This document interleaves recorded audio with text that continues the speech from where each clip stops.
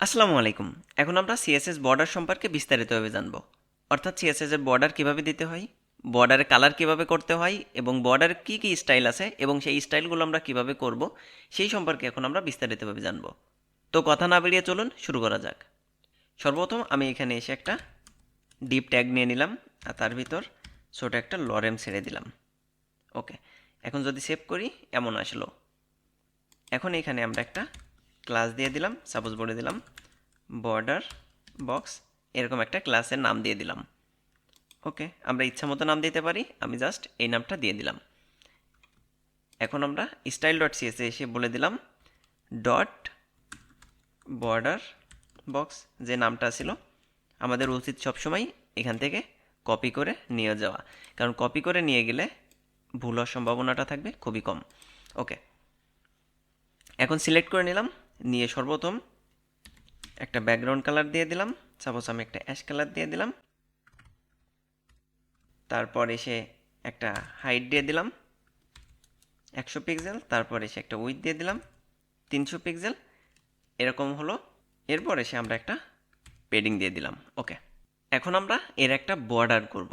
তো বর্ডার সাধারণত আমরা দুইভাবে করতে পারি, একটা শুধুমাত্র বর্ডার প্রপার্টি ইউজ করে আর একটা ভেঙে ভেঙে। আমি দুইভাবেই দেখাবো। তো চলুন সর্বপ্রথম আলাদা আলাদা প্রপার্টি ব্যবহার করে বর্ডার করা যাক। এখানে এসে বর্ডার করতে গেলে আমাদের যেটা ব্যবহার করতে হবে, সর্বপ্রথম বর্ডারে একটা উইডথ দিতে হবে।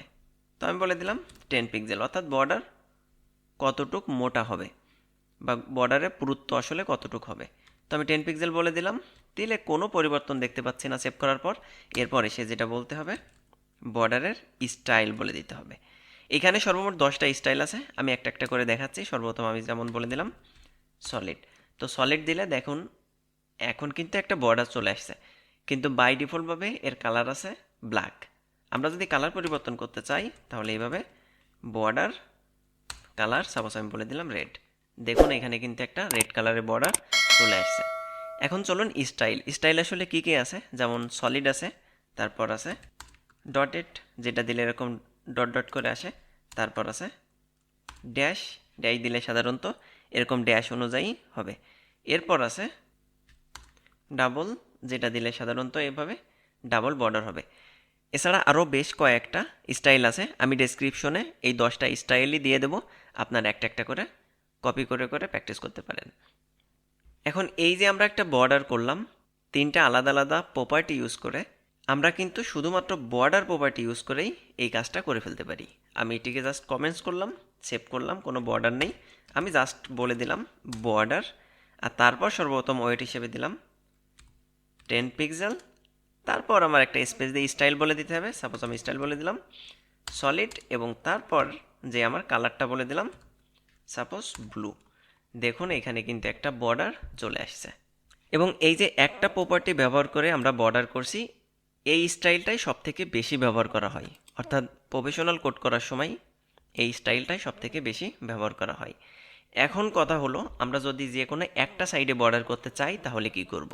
একটা সাইডে বর্ডার করতে গেলে আমাদের শুধুমাত্র বলে দিতে হবে বর্ডার সাপোজ লেফট। দেখুন এই যে লেফটে বর্ডার হয়ে গেছে। বা আমরা যদি এখানে বলে দিতাম বর্ডার টপ, তাহলে টপে বর্ডার হয়ে গেছে। অর্থাৎ আমরা যদি শুধুমাত্র বর্ডার প্রপার্টি ব্যবহার করি তাহলে চারিপাশে বর্ডার হবে, আর যদি আমরা স্পেসিফিক করে দিই লেফট রাইট টপ বটম, তাহলে আলাদা আলাদা করে সেই সাইডেই বর্ডারটা হবে।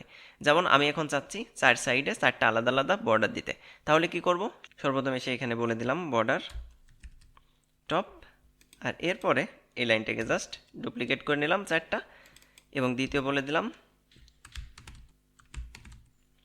বর্ডার রাইট, আর এখানে বলে দিলাম যে রেড কালার হবে। তারপর বলে দিলাম বটম, বটমে এসে বলে দিলাম অরেঞ্জ কালার হবে, এবং তারপর এসে সর্বশেষ বলে দিলাম লেফট, এবং লেফটে এসে বলে দিলাম গ্রিন কালার হবে। দেখুন চারিপাশে আলাদা আলাদা কালারের বর্ডার হয়ে গেছে। এখন চলুন বর্ডার সম্পর্কে আরও বেশ কিছু বিষয় জেনে আসা যাক। যেমন আপনি এখন চাচ্ছেন আরেকটা প্রপার্টি যদি আমরা ইউজ করে এই বর্ডারের চারিপাশে যে 4টা স্টাইল আছে, এই 4টা স্টাইলটা আমি আলাদা আলাদাভাবে একটা প্রপার্টি ব্যবহার করে কন্ট্রোল করব, সেটি কিন্তু করতে পারি। যেমন এইখান থেকে তো করতেই পারতাম, যেমন আমি বলে দিতে পারতাম ডটেড, তাহলে দেখুন এভাবে ডটেড হতো। দ্বিতীয় এসে সলিডের পরিবর্তে ড্যাশ, তৃতীয় এসে দেখা যাচ্ছে এখানে বলে দিতাম গ্রুপ বা ডাবল, যে কোনোটাই বলে দিতে পারতাম। কিন্তু আমি এইখান থেকে কোনো স্টাইল পরিবর্তন না করে নিচে এসে একটা প্রপার্টি নিয়ে নিলাম বর্ডার স্টাইল, এবং সেখানে এসে সাপোজ বলে দিলাম ড্যাশ। তাহলে দেখুন চারিপাশে ড্যাশ হয়ে গেল। যদি আমি দুইটা ভ্যালু দিই তাহলে কি করবে, ওই যে আমরা পেডিং এবং মার্জিনে যেভাবে দেখছিলাম ঘড়ির কাঁটার দিকে ঘুরবে, ঠিক একইভাবে দুইটা যদি দিই তাহলে প্রথমটা যাবে টপ এবং বটমে, দ্বিতীয়টা যাবে রাইট এবং লেফটে। যেমন দ্বিতীয় আমি বলে দিলাম ডাবল, এবং যদি সেভ করি প্রথমটা ড্যাশ গেছে টপ এবং বটমে এবং ডাবল গেছে রাইট এবং লেফটে। আমি যদি চারটা বলে দিতাম তাহলে চারপাশে চার রকম হতো। যেমন দেখুন এখন চারিপাশে চার রকম হয়েছে, প্রথমটা ড্যাশ উপরে গেছে, তারপরটা রাইটে, তারপরটা বটমে এবং সলিড গেছে লেফটে। তো আমরা এরকমভাবে কন্ট্রোল না করে আমাদের সবসময় উচিত এইভাবে কন্ট্রোল করা, অর্থাৎ প্রপার্টির ভিতর বলে দেওয়া, যেমন বর্ডার লেফট, এই লেফটের ভিতরে লেফটে কী কী কাজ করছি সেটি সঠিকভাবে বলে দেয়া। এবং আমরা যখন প্রফেশনালি কাজ করি তখন এভাবেই কাজগুলো করা হয়। তো আশা করি আপনারা বুঝতে পারছেন। যদি কোনো কোশ্চেন থাকে অবশ্যই কমেন্টস করবেন, আমি রিপ্লাই দেওয়ার চেষ্টা করব। পরবর্তী ভিডিওতে আমরা বর্ডার রেডিয়াস করা শিখব। তো সে পর্যন্ত সবাই ভালো থাকবেন, আল্লাহ হাফেজ।